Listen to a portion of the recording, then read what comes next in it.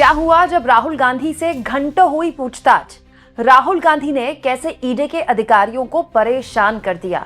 घंटों पूछताछ में भी राहुल गांधी नहीं थके, लेकिन ईडी के अधिकारी क्यों थक गए। दोस्तों, नेशनल हेराल्ड के केस में भले ही कोर्ट ने इस पूरे मामले में, राउज एवेन्यू की अदालत ने इस पूरे मामले को संज्ञान लेने से ही मना कर दिया हो, लेकिन इस केस में ईडी राहुल गांधी से घंटों पूछताछ कर चुकी है। लेकिन क्या आपको पता है कि राहुल गांधी ने इस पूछताछ में ईडी के अधिकारियों को किस तरह से बिठाया। एक्चुअली में जिस उद्देश्य से राहुल गांधी को इस पूछताछ के लिए बुलाया गया, वो उद्देश्य कैसे राहुल गांधी ने बेकार कर दिया, सब कुछ मैं आपको तफसील से बताऊंगी दोस्तों। और साथ में आपको ये भी बताऊंगी कि राहुल गांधी, जिनके लिए कहा जाता है कि उनको इतनी समझ नहीं है राजनीति की या फिर टेक्निकल चीजों की, उन्होंने कैसे एक बार फिर साबित कर दिया कि वो खास तौर पर राजनीति और कानूनी दांवपेच की पेचीदगियां बहुत गहराई से समझते हैं। दरअसल दोस्तों, आज तक का प्रोग्राम है रिपोर्टर्स अफेयर। उसमें आप जानते हैं, उस प्रोग्राम में अलग अलग रिपोर्टर्स अपनी अपनी बीट की अंदर की खबरें बताते हैं। तो आज तक के रिपोर्टर मुनीश पांडे ने इसी प्रोग्राम में एक बात बताई है, एक बात जो अमूमन टीवी चैनल्स ऑन एयर कभी नहीं बताते, इसलिए रिपोर्टर्स को ऑफ एयर बिठाया जाता है ये सब बताने के लिए। आप जानते हैं दोस्तों, नेशनल हेराल्ड वाले केस में सोनिया गांधी और राहुल गांधी दोनों से पूछताछ हो चुकी है और काफी लंबी पूछताछ हुई थी राहुल गांधी से। लेकिन उस पूछताछ में क्या हुआ, क्या सवाल पूछे गए, राहुल गांधी ने क्या जवाब दिया, उस वक्त सारी बातें निकल कर नहीं आई थी। लेकिन आज तक के रिपोर्टर मुनीश पांडे ने इस पूरे मुद्दे पर अपने इस प्रोग्राम में कुछ बताया है जो बड़ा इंटरेस्टिंग है। दरअसल मुनीश पांडे बताते हैं कि ईडी के अधिकारी सुबह सुबह राहुल गांधी को बुला लिया करते थे, मतलब जो तय वक्त था उसमें बुला लिया। जैसे मान लीजिए दोपहर 12 बजे बुलाया है पूछताछ के लिए, तो दोपहर 12 बजे से पूछताछ अपनी शुरू हो गई राहुल गांधी से। तो होता क्या है, मुनीश पांडे बताते हैं कि वो पूछताछ खत्म होते होते शाम के 6-7 बज जाते थे। तो अमूमन क्या होता है कि अगर ईडी जैसी संस्था खास तौर पर अगर किसी से पूछताछ कर रही है, तो बस जैसे ही पूछताछ खत्म होती है, सवाल जवाब का सिलसिला खत्म होता है, हर आदमी चाहता है कि बस वो अब पैकअप करके घर जाए। लेकिन पहले ईडी वाले राहुल गांधी को बिठाते थे और फिर 6-7 बजे जब पूछताछ खत्म होती थी, तब राहुल गांधी ईडी वालों को बिठाते थे। कैसे? मुनीश पांडे बताते हैं दोस्तों कि क्योंकि ईडी एक ऐसी संस्था है जिसमें जो भी बयान आप दे रहे हैं वो लिखित तौर पर दर्ज होता है। जैसे पूछताछ करने वाले अधिकारी बैठे हैं, इधर राहुल गांधी बैठे हैं, और साइड में एक टाइप करने वाला हमेशा आदमी कंटिन्यू बैठा रहता है, उसका काम कंटिन्यू टाइप करने का है। जो जो राहुल गांधी बोलेंगे वो एक एक चीज टाइप करने वाला शख्स वैसे ही टाइप करेगा जो राहुल गांधी जिस तरह से बोल रहे हैं, एक एक शब्द बशब्द, ना इधर ना उधर। और होता क्या था दोस्तों, इस तरह की पूछताछ में सवाल छोटे होते हैं, जवाब लंबे होते हैं, क्योंकि ये तो केस इतना पुराना है नेशनल हेराल्ड का। तो सवाल होगा 1 लाइन का, 2 लाइन का, तो राहुल गांधी उसको पूरा अगर एक्सप्लेन करेंगे तो 2 पन्नों का जवाब समझ लीजिए। तो जैसे वो 2 पन्नों का एक जवाब, अब ऐसे कई सवाल पूछे गए, समझ लीजिए ऐसे 10 सवाल पूछे गए, तो समझ लीजिए कि आप करीब ऐसे तैयार हो गए 25 से 30 पन्ने या 40 पन्ने, ठीक है, जवाब के, जिसमें राहुल गांधी लंबे लंबे जवाब दे रहे हैं, एक्सप्लेन कर रहे हैं, क्योंकि आपको एक्सप्लेन करके बताना होता है। वो सब चीजें वो बोल रहे हैं, वो टाइप हो रहा है। तो सवाल जवाब का सिलसिला 6-7 बजे खत्म हो जाता था। तब राहुल गांधी से जब कहा जाता था कि आज का आपका जो पूछताछ का कोटा है वो खत्म हो गया, तब राहुल गांधी उसके बाद दोबारा ईडी के अधिकारियों को बिठाते थे कि अब आप दोबारा बैठिए। तो वो जो टाइप किया हुआ पूरा जवाब होता था राहुल गांधी द्वारा बोला गया, वो राहुल गांधी शब्द बशब्द दोबारा पढ़ते थे, अपना ही दिया हुआ जवाब। अब आप कहेंगे इसकी क्या जरूरत है, राहुल गांधी जो बोल रहे हैं वही तो टाइप किया गया है, तो राहुल गांधी ऐसा करके क्या ईडी के अधिकारियों को छका रहे हैं, ईडी के अधिकारियों को थका रहे हैं, या वो कोई बदला ले रहे हैं कि जो उनको बिठाया जा रहा है तो उनको भी बिठाया जाए। इसका जवाब तो खैर राहुल गांधी दे सकते हैं, लेकिन इसकी एक वजह है दोस्तों। होता क्या है, ईडी में अगर आपने कोई बयान दिया है किसी सवाल के जवाब में और वो बयान लिखित है, तो आपको उसमें साइन करना होता है। जैसे राहुल गांधी ने एक सवाल का जवाब दिया, वो सवाल का जवाब 2 पन्नों का है, तो उसके बाद राहुल गांधी को उसमें साइन करना होगा, तो फिर वो ऑथेंटिकेट हो गया, मतलब वो सबूत हो गया। अगर उसमें कुछ भी ऊपर नीचे हुआ तो वो आपके खिलाफ सबूत के तौर पर कोर्ट पे रखा जा सकता है, या फिर आपके केस को कमजोर कर सकता है कि देखिए आप ही ने तो खुद कहा था, न केवल कहा था बल्कि सिग्नेचर भी किए थे। इसीलिए राहुल गांधी अपनी ही बोली हुई बात को, जो कि टाइप होती थी, उसको पूरी पूछताछ खत्म होने के बाद दोबारा पढ़ते थे, उसका एक एक शब्द दिस और दैट तक पढ़ते थे, द भी पढ़ते थे, इज भी पढ़ते थे, ताकि किसी भी तरह से कोई एक शब्द के जरिए भी कहीं से भी उनको फंसाया ना जा सके।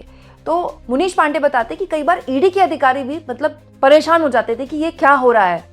पहले तो 6-8 घंटे की इतनी लंबी पूछताछ, फिर उस पूछताछ में जब खत्म करने का टाइम आता है, क्योंकि देखिए जिससे पूछताछ हो रही है वही टॉर्चर नहीं हो रहा है, जो पूछताछ कर रहा है वो भी टॉर्चर हो रहा है, वो भी तो बैठा हुआ है ना।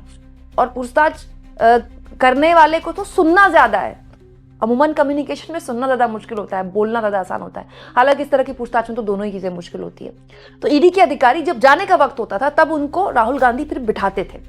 और मुनीश पांडे बताते हैं कि चाहे रात के 12 बज जाए, चाहे रात के 2 बज जाए, चाहे 3 बज जाए, राहुल गांधी अपनी बोले हुए उस जवाब में साइन करने से पहले एक एक शब्द दोबारा पढ़ते थे। उसमें कुछ चेंज कराने तो चेंज कराते थे कि नहीं मैंने ऐसा नहीं बोला है, इसको आप रिकरेक्ट कीजिए। फिर वो टाइप करने वाला दोबारा से उसको टाइप करता था, उसको रिकरेक्ट करता था, उस शब्द को वहां से हटाता था और तब राहुल गांधी उसमें साइन करते थे। अब बड़ा सवाल ये दोस्तों कि जो लोग ये समझते हैं कि राहुल गांधी को ज्ञान नहीं है, खासतौर पर कानूनी पेचीदगियों का, ये हो ही नहीं सकता। दोस्तों ये वही आदमी कर सकता है जिसको पता है ईडी क्या करती है, जिसको पता है ईडी कैसे काम करती है, जिसको पता है अपने दिए हुए बयान से आप पलट नहीं सकते जब आपने साइन कर दिए तो। इसीलिए राहुल गांधी हर चीज को सोच समझकर पूछताछ के दौरान बोलते थे। और ये सब तब होता था जब राहुल गांधी को पता होता था कि जैसे ही वो दफ्तर से निकलेंगे, जो इन्वेस्टिगेटिव ऑफिसर होता है, हो सकता है कि उसका दोबारा फोन आ जाए कि सर कल दोबारा से सुबह आपको आना है। ये राहुल गांधी को पता होता था कि अगले दिन फिर आना है, अगले दिन फिर सुबह 10 बजे मुझे इसी कुर्सी पे बैठना है, फिर रात के 1-2 बजेंगे। राहुल गांधी को पता होता था, उसके बावजूद भी वो ऐसा ही करते थे, क्योंकि उन्हें ये भी पता होता था कि आज जो मैं बयान दे रहा हूं उसको आधार बनाकर साल बाद, 2 साल बाद, 10 साल बाद किसी भी तरह से उसी को मेरे खिलाफ प्रूफ के तौर पर इस्तेमाल किया जा सकता था। तो कुछ इस तरह से ईडी का वो पूरी पूछताछ चलती थी जब हुई थी।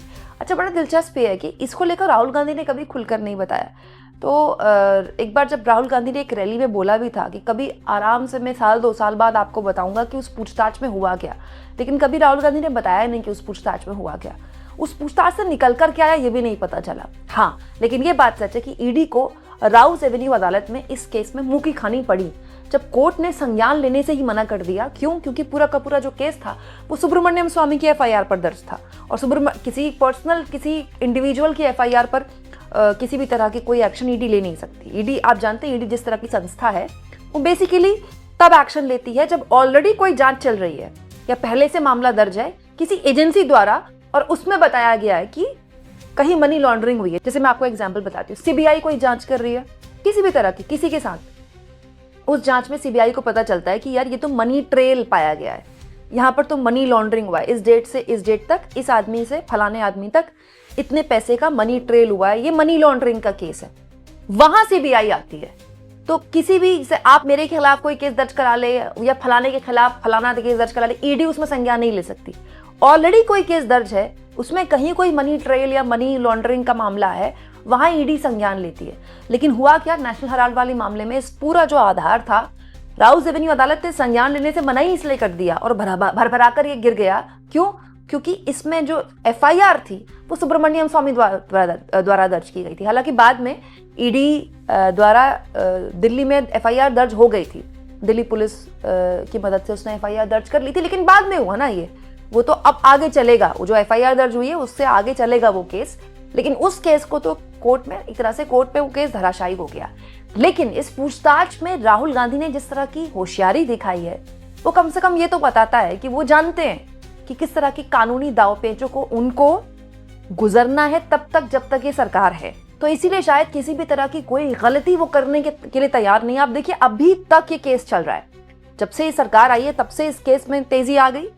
11 साढ़े 11 साल हो गए, लेकिन अभी तक बस प्रधानमंत्री मोदी यही बोल सकते हैं कि वो जमानती हैं।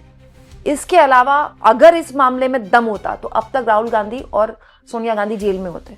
लेकिन आप देखिए कोर्ट ने ही संज्ञान लेने से मना कर दिया। राजनीतिक तौर पर तो ये राहुल गांधी की जीत थी, लेकिन इस तरह की खबरें जब रिपोर्टर्स बताते हैं तो ये भी पता चलता है कि एक नेता जब इस तरह की किसी पूछताछ में जाता है तो वो कितनी तैयारी के साथ जाता है। और वो तैयारी केवल उसकी नहीं, उसकी पूरी लीगल टीम की। अभिषेक मनु सिंह भी इस पूरे मामले को देख रहे हैं कोर्ट्स में। तो अभिषेक मनु सिंह भी जैसे वकील जब आपके पीछे होते हैं तो आपको पता होता है कि आपको क्या करना है, और ये तो आपको अच्छे से पता होता है कि आपको क्या नहीं करना है। आप इस मुद्दे पर क्या सोचते हैं कमेंट बॉक्स में जरूर लिखें और जितना हो सके चैनल को शेयर भी करें दोस्तों, सब्सक्राइब भी करें। और थैंक्स और ज्वाइन, ये 2 ऑप्शन है, इन दोनों में से किसी भी ऑप्शन का इस्तेमाल करके आप चैनल के आर्थिक तौर पर भी हाथ मजबूत कर सकते हैं।